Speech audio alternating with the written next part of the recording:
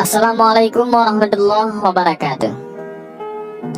Islam mengajarkan umatnya untuk berbuat baik. Selain itu, Allah Ta'ala juga memiliki karunia dan rahmat yang maha luas. Ketika Allah menghendaki kebaikan dan ampunan atas seseorang, maka tidak ada satupun yang dapat menghalangi tibanya kebaikan dan ampunan itu. Maka dari itu, jangan pernah meremehkan suatu amalan baik, betapapun hal itu kelihatan remeh dalam pandangan mata manusia. Sebab hanya Allah Subhanahu wa Ta'ala yang berhak menilai dan mengganjar amalan sesuai apa yang dikehendakinya. Kisah berikut ini mengandung hikmah yang demikian, seperti diriwayatkan Imam Bukhari dari Abu Hurairah. Suatu kali Rasulullah SAW bersabda tentang dua kisah insan yang hidup pada zaman sebelum beliau. Ada seorang laki-laki yang sedang berjalan kaki. Dia merasa sangat kehausan. Atas kehendak Allah, tibalah dia di sebuah sumur yang diperuntukkan bagi musafir dan umum. Maka dia pun turun ke dalam sumur itu untuk meminum air daripadanya. Ketika keluar dari sumur, dia tiba-tiba melihat seekor anjing yang menjulurkan lidahnya. Saking kehausannya, hewan ini bahkan menjilat-jilati tanah untuk meredakan rasa dahaga. "Anjing ini kehausan sama seperti aku tadi," gumam pria itu. Dia lantas kembali turun ke dalam sumur dan membuka sepatunya. Dengan benda itu, dia mengambil air untuk diberikan kepada si anjing tadi. Allah Subhanahu wa Ta'ala yang maha melihat mengapresiasi perbuatan itu. Allah pun mengampuni dosa-dosa lelaki tadi. Hal senada juga tercermin dari sebuah kisah sebagaimana yang diriwayatkan Imam Muslim dari Abu Hurairah. Suatu hari Rasulullah SAW bercerita kepada sahabat-sahabatnya, pada zaman silam ada seorang perempuan yang mencari nafkah dengan jalan haram, yakni sebagai pelacur. Perempuan ini suatu hari sedang berjalan dalam suasana siang yang terik matahari. Tiba-tiba dia melihat seekor anjing yang menjulurkan lidahnya dan terengah-engah lantaran kehausan. Kehausan hampir saja membunuhnya, kata si pelacur itu. Anjing itu tampak berjalan lemas, mengelilingi dinding sumur terus-menerus. Maka perempuan tadi melepas sepatunya dan turun ke dalam sumur. Dengan benda itu, dia mengambil air untuk diberikan kepada anjing yang kehausan itu. Allah yang melihat mengganjar perbuatan itu.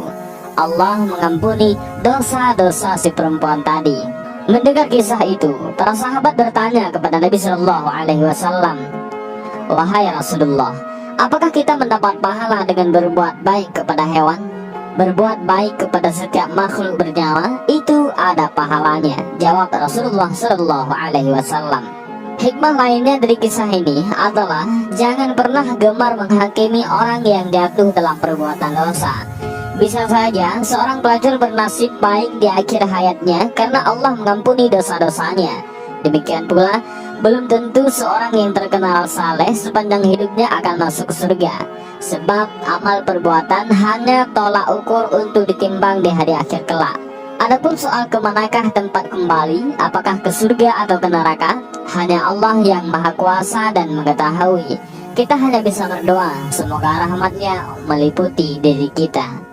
Ada kisah lain yang menarik tentang anjing yang mengislamkan puluhan ribu orang. Bila dilihat dari sudut hukum fikih, anjing merupakan salah satu dari dua jenis binatang yang dianggap berat ataupun mughalladzah. Cara mensucikannya pun tidak seperti najis biasa, melainkan harus dibasuh 7 kali, yang salah satunya dicampur dengan debu. Memandang hukum ini, tentu kita akan berpikiran bahwa anjing adalah hewan yang hina, rendah, dan tidak berfaedah. Namun, Allah Subhanahu wa Ta'ala telah menjelaskan dalam Al-Quran bahwa Dia tidak menciptakan langit, bumi, dan isinya dengan tanpa faedah. Semua adalah hak. Kita tidak boleh mencela apapun yang ada di bumi, sekalipun itu seekor anjing. Jauh sebelum Nabi Muhammad SAW diutus dengan syariat Islam, Allah telah memberi pelajaran berharga kepada Abdul Ghaffar dengan seekor anjing. Ia adalah Nabi Nuh alaihissalam. Kronologi penamaan ini karena kisah yang dialaminya dengan anjing. Muhammad bin Hamad ibnu Ilyas al-Misri dalam kitabnya Bada'i al-Zuhur fi Waqa'i al-Zuhur mengisahkan Imam Kisai berkata bahwa nama Nuh adalah Abdul Ghaffar ataupun Yashkur. Disebut Nuh karena saat ia melihat seekor anjing bermata empat, ia berkata, "Sungguh anjing ini sangatlah buruk." Tiba-tiba anjing itu berkata, "Hai Abdul Ghaffar, yang kamu cela itu ukiran atau zat yang mengukir? Apabila celaan itu untuk ukirannya, sungguh seandainya aku bisa memilih, aku tidak ingin menjadi anjing.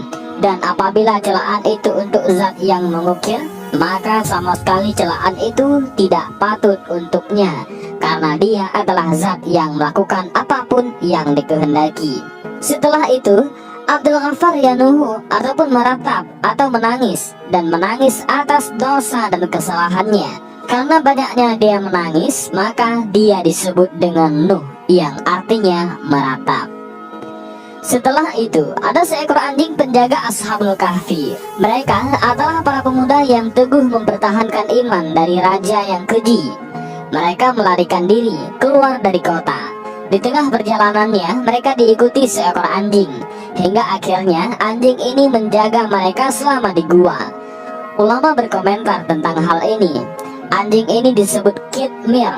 Ia akan masuk surga sebagaimana Ashabul Kahfi. Kisah lengkap perjalanan Ashabul Kahfi diabadikan oleh Allah Subhanahu wa Ta'ala dalam Al-Quran Surat Al-Kahfi. Ada lagi kisah anjing yang mengislamkan 40.000 orang. Kisah yang lebih menakjubkan ini terjadi di Mongol. Sebab seekor anjing, 40.000 warga Mongol masuk Islam. Kisahnya tercatat dalam kitab Mu'jam al-Syuyukh milik Imam Az-Zahabi dan Ad-Durar al-Kaminah milik Ibnu Hajar al-Asqalani. Ibnu Hajar berkata, suatu ketika para pembesar Nasrani berkumpul di Mongol. Mereka datang menghadiri upacara besar yang diselenggarakan sebab salah satu pemerintah Mongol masuk Nasrani. Dalam ucapan tersebut, seorang pembicara dari Nasrani mencaci maki Nabi Muhammad SAW, dan di sampingnya ada seekor anjing yang dirantai. Ketika orang itu mulai mencaci Nabi, anjing itu mengeram, memberontak, lalu meloncat dengan mengincar lehernya. Hewan ini menggigitnya sangat keras. Para penjaga sampai kesulitan melepaskan gigitannya, dan baru berhasil mereka lepaskan dengan susah payah.